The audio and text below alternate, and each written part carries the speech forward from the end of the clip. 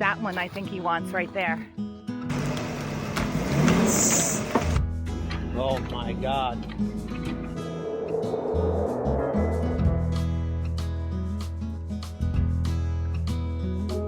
Welcome to our channel. I'm Kathy, and my husband Rich and I are building an off-grid, earth-sheltered house here in the Adirondacks of New York State. We have 135 acres of private forest that we enjoy, hiking, riding ATVs, hunting, and so much more. So deciding to selectively log about 30 acres of it was a very difficult choice for us to make. So today we're going to share why we decided to log, what we learned, and if it was worth it in the end. Oh, and of course, pictures will be shared along the way with some bonus footage of Richie going for a ride in the log skidder.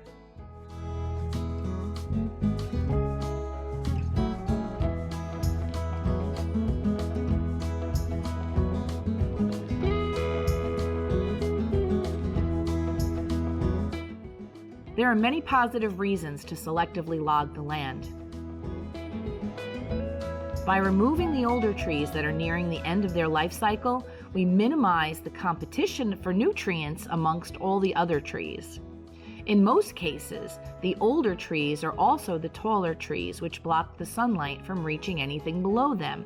Removing those big old trees allows sunlight and airflow to reach the smaller trees, greatly improving the overall health of the forest. In our forest, those smaller trees are mostly white oak, which will now have a chance to grow strong, and they will provide more food for all the forest animals such as white-tailed deer.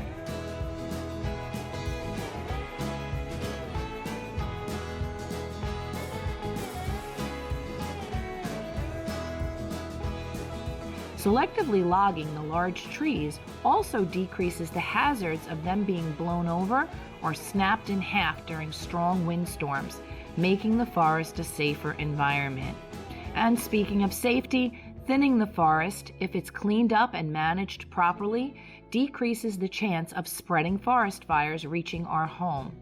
Fires will not be able to spread as quickly or easily if the trees are more spread out, and may even be able to be stopped completely, thereby saving lives and habitats.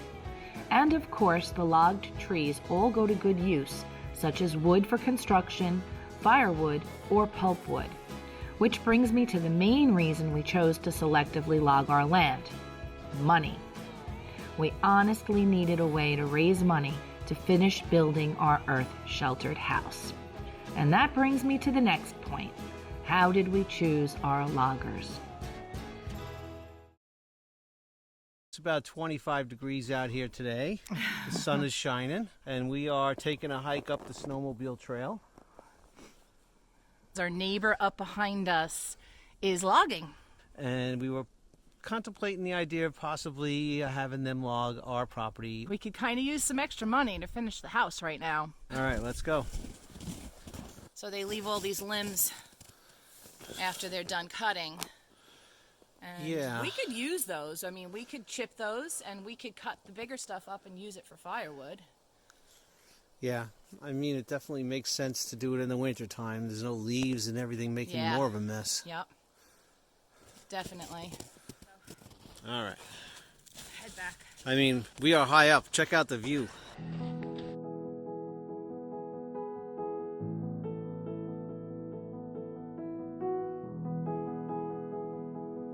So basically, our loggers came highly recommended by our neighbors. They did a great job logging their land, and they were very happy, not only with the final results, but with the amount of money that they made. So we decided to meet with the loggers and get an idea of what they would be looking to do on our land. We learned that they were mostly looking for very large pine trees, about 100 feet or more, which we had quite a lot of. So we came to an agreement. That one I think he wants right there, that hemlock. He's walking towards it. Yep. Painter. Rich and I walked the land with the owner of the logging company, and we decided exactly what area of our land would be logged.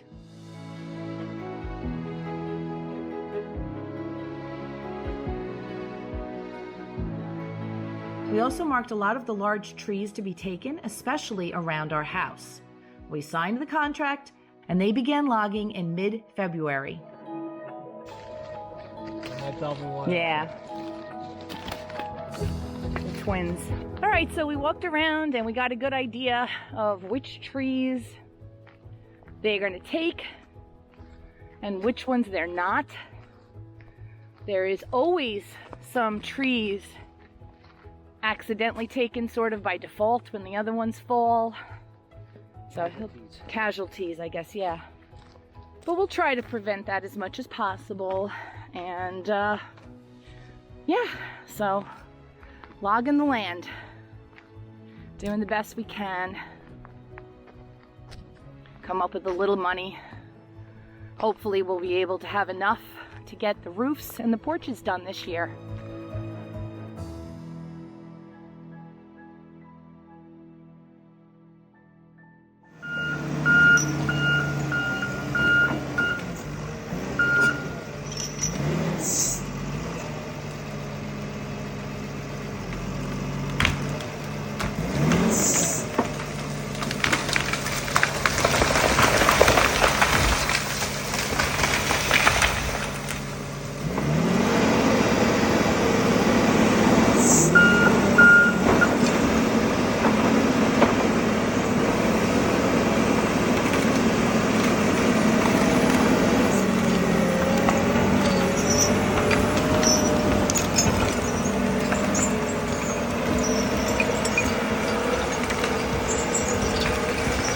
The loggers began in mid-February and finally finished up about 2 weeks ago. And the entire process of logging our land over those 2 months has definitely been a learning experience for us.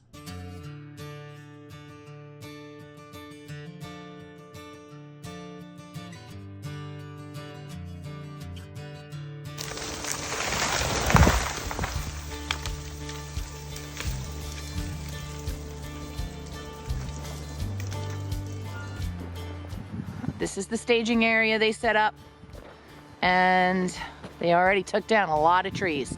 Big clearing, ain't it? It is. I didn't really expect it to be this big, but it is what it is. They need room to work, I guess, you know. Some giant trees, man. That is some big machine.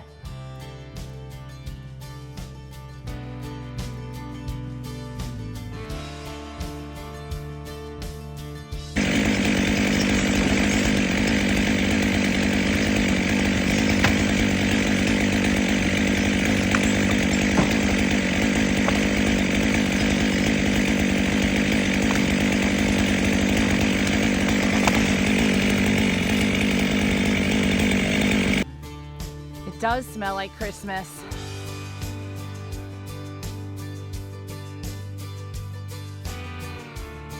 And even though it's kind of sad what we're doing, it's kind of exciting too. After making the staging area, they made one main skid road through the agreed upon area that all other minor skid roads would branch off of. There's ruts. They purposely put a lot of the small branches and trees on the main skid road to help prevent their machine from creating ruts. This is one of the reasons they prefer to log in the winter. During the winter, the ground is generally frozen and there's less chance that the machine will create those huge muddy ruts in the main skid road.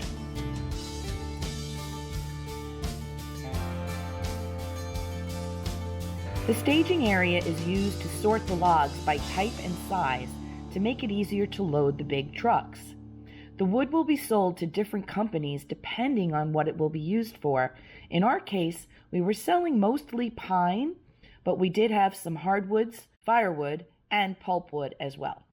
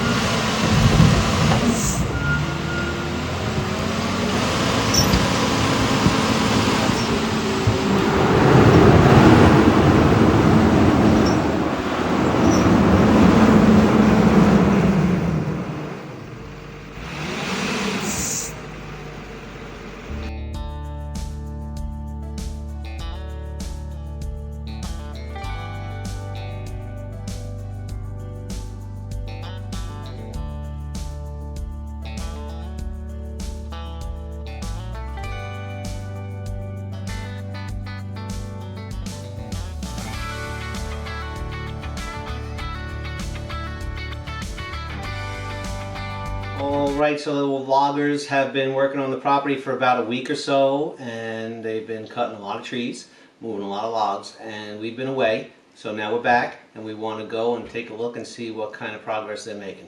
I'm excited and a little nervous at the same time. Well, he said to us that you may be shocked at first, but it's really not bad, and as things grow and, you know, all the dead stuff goes away, it'll be a lot better. Yeah. Oh, this is a little treacherous. I'm going to go the other way.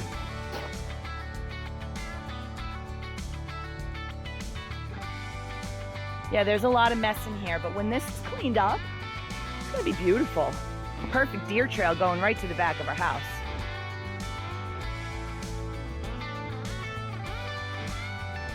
See the deer? We're chasing them. There goes the deer over there. It's like we're following them. Yeah, he definitely tried to stay on higher ground.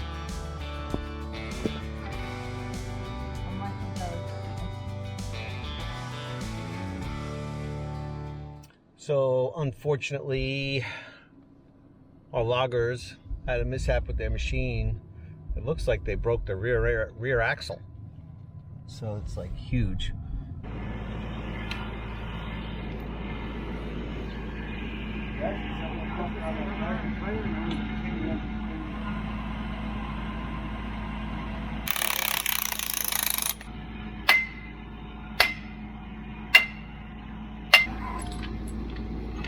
Oh my God.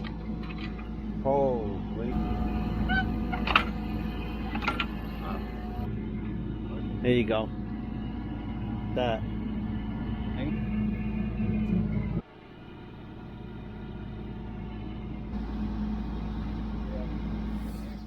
They brought in a backup machine. It's smaller, so until the big one is fixed, it's going to take them a little bit longer than expected to finish logging our land. All right, let's see how these loggers are doing here today.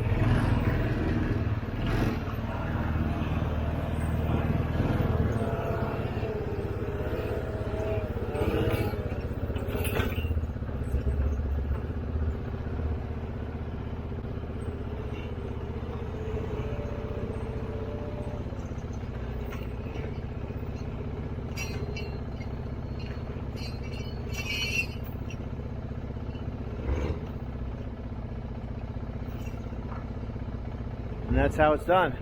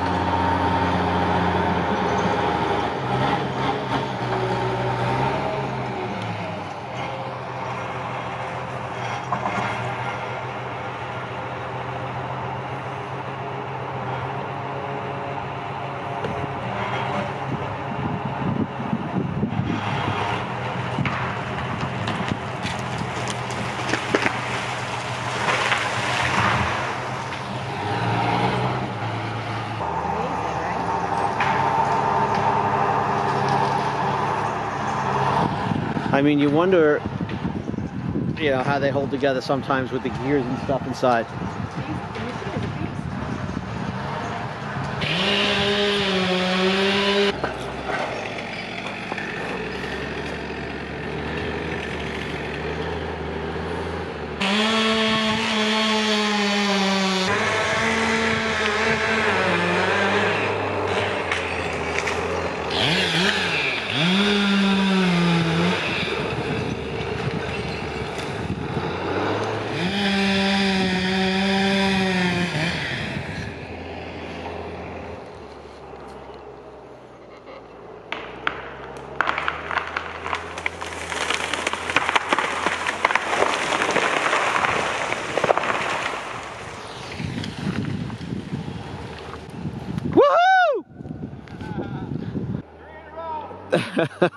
Three for the price of one.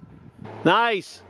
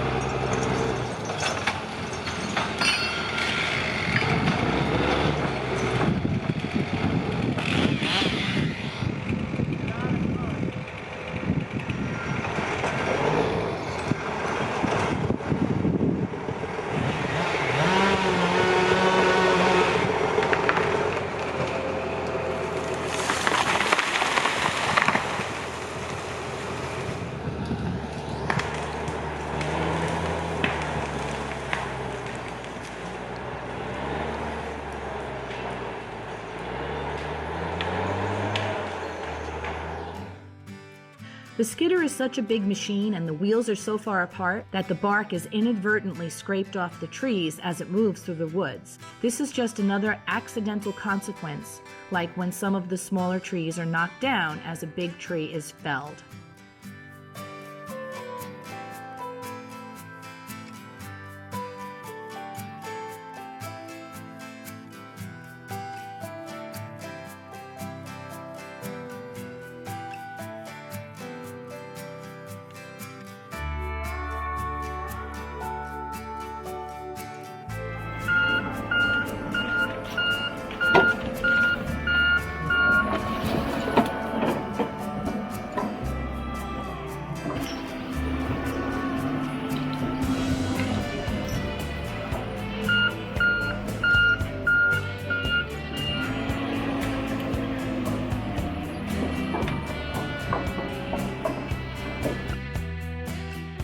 Even after cleanup, the woods are still a little messier than we expected.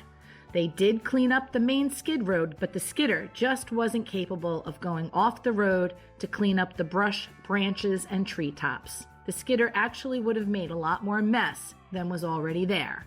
So, Rich and I have a plan to work our way through chipping, cutting, and splitting because nothing goes to waste on the homestead. There's a lot of good firewood here. There is. Absolutely. You can even tow the wood splitter around and make stacks and cover them too.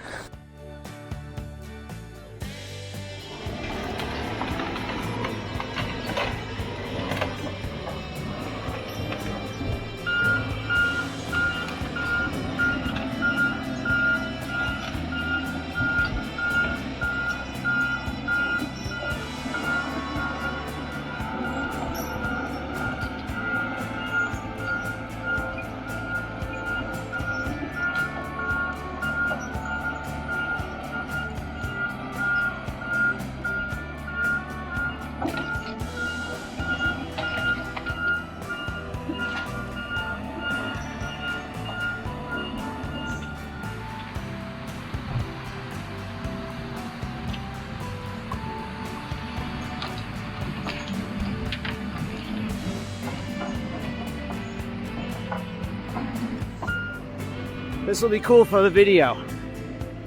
Holy crap, can I do this? Oh, I'm too old. Oh my God, this is crazy.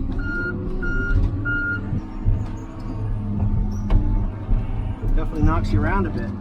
Oh yeah. Oh my God.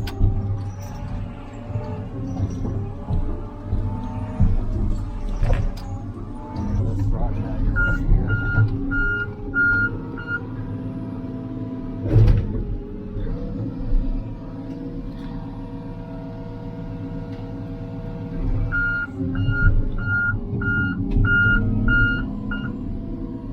There you go. That's some freaking claw, man.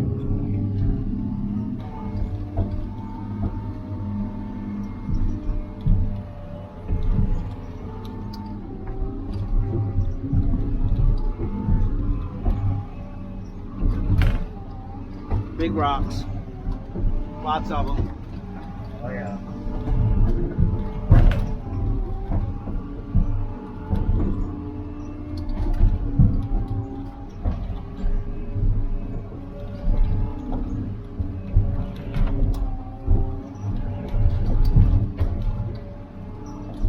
Because you don't have enough turning room really to do what you want to do. Something's happening. Oh my God. Dude, don't hurt the machine. I see the problem. There's just no way.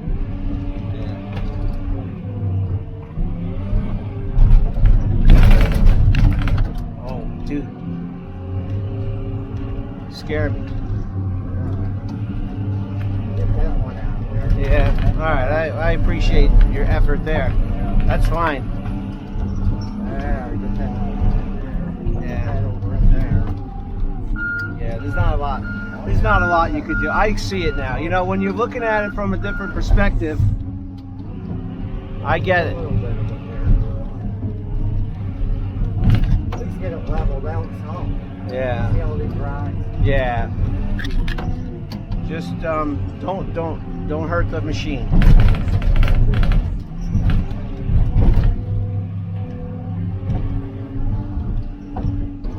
All right, so I guess we gotta turn around somewhere. Yeah.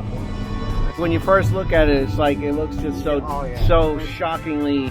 Because it's different. Yeah, yeah. Whoa, what the hell? And I couldn't even find like half my. I'm like, where am I? I couldn't get my bearings, you know.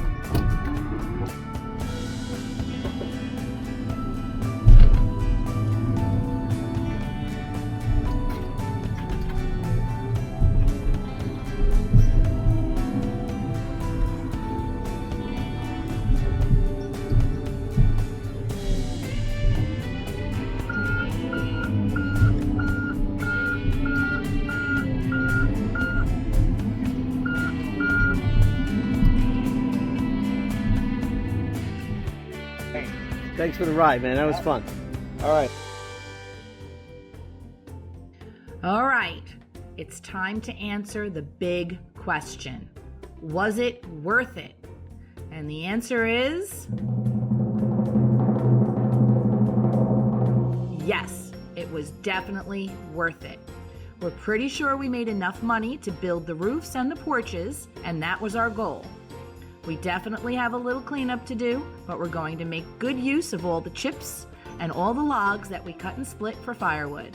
And yes, our woods are barely recognizable to us now, but we will learn them again over time, and they will grow back eventually. So stay tuned to see how we make use of the skid road and how the woods look later this summer and in the years to come.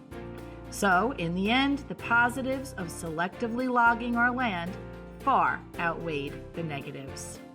I'm Kathy, and my husband Rich and I are creating a simpler life in the Adirondacks, but simple doesn't mean easy. Please like and subscribe, and we'll see you in the next video.